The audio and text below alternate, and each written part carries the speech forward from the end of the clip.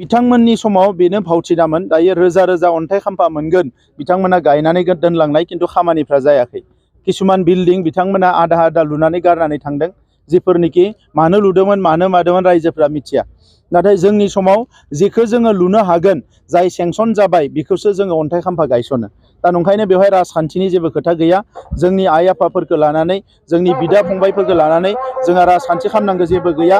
गोलाव सम सोमावसारनानै फैनाय जोंनि साफ्रोमबो दैदेनगिरिफ्रा जोंनि आइ आफा रायजो राजाखौ हारिखौ सिबिनो फैदों आरो बिथांमोननि बायदि थगायनानै खुन्दुं कम्बलजों रायजो राजाफोरखौ जोङो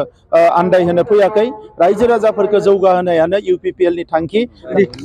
दिनै थाइखाजरायाव बिर सिलागां बसुमतारीनि मुङाव बिटिआर सरकारा मोनफ्रोमबो समस्तियाव स्टेडियाम गायसननाय जि हाबाफारि लादों बेखौ थाइखाजरायाव दिनै जोङो अन्थाइ खाम्फा गायसनदों आरो साननैसो उनावनो बेवहाय स्टेडियाम लुनाय खामानिया जाफुंगोन आरो बेनि गेजेरजों साहा ओनसोलनि फरायसाफोर लाइमोनफोर जायफोरा गेलेनायनि गेजेरजों गावनि जिउ राहा दानो सानो बिथांमोननि थाखाय मोजां मोनसे सुबिदा जागोन आरो बोसोरफ्रामबो बे ओनसोलाव मोजां मोजां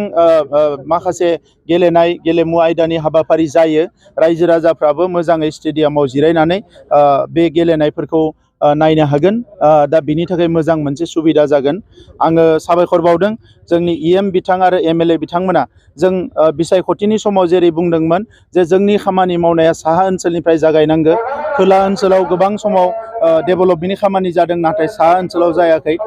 दायो साहा ओनसोलाव JJM नि दै होनाय दालां बानायनाय लामा बानायनाय माखासे इरिगेसननि स्किम लाबोनाय गोबां खामानिया दिनै चिरां जिल्लानि साहा ओनसोलाव जागासिनो दङ आरो रायजो राजाफ्रा बे सुबिदाखौ मोननो हादों दा बिनि थाखायनो रायजो राजाफ्रा लोब लोब ओंखारबोदों आरो बेवहाय दिनै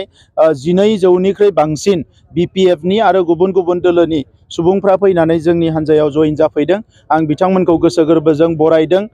दिनै बोसोरथाम जि UPPL नि सरकार बेवहाय रायजो राजाफ्रा मोननो हाबाय खेबथाम भट होनानै BPF नि समाव ना गोजोन लाबोनो हादों ना मोजां थासारि लाबोनो हादों ना खौसेथि लाबोनो हादों ना जौगानाय लाबोनो हादों नाथाय खेबसेल' UPPL नाव भट होनानै सरकार लाबोनानै दिनै गोजोन थासारि फैबाय रैखाथिखौ बयबो मोनबाय दिनै आर्मी पुलिसनि खुनु उपद्रब गैला आरो बेजों लोगोसे सोलोंथाइनि थाखाय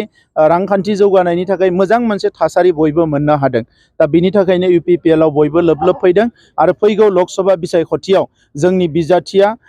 बयनिख्रुइ बांसिन भट मोननानै मोनसे जारिमिनारि मोनसे साक्सेस लानानै बिथाङा देरहालांनो हागोन आरो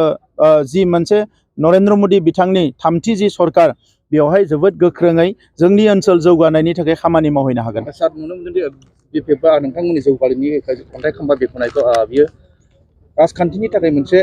फावथिना होननानै बिथांमोना बुंदों बिथांमोननि समाव बेनो फावथिनामोन दायो रोजा रोजा अन्थाइ खाम्फा मोनगोन बिथांमोना गायनानै दोनलांनाय किन्तु खामानिफ्रा जायाखै किसुमान बिल्डिं बिथांमोना आधा आधा लुनानै गारनानै थांदों जिफोरनिखि मानो लुदोंमोन मानो मादोंमोन रायजोफ्रा मिथिया नाथाय जोंनि समाव जेखौ जोङो लुनो हागोन जाय सेंसन जाबाय बेखौसो जोङो अन्थाइ खाम्फा गायसनो दा नंखायनो बेवहाय राजखान्थिनि जेबो खोथा गैया जोंनि आइ आफाफोरखौ लानानै जोंनि बिदा फंबायफोरखौ लानानै जोंहा राजखान्थि खालामनांगौ जेबो गैया गोलाव सम सोमावसारनानै फैनाय जोंनि साफ्रोमबो दैदेनगिरिफ्रा जोंनि आइ आफा रायजो राजाखौ हारिखौ सिबिनो फैदों आरो बिथांमोननि बायदि थगायनानै खुन्दुं कम्बलजों रायजो राजाफोरखौ जोङो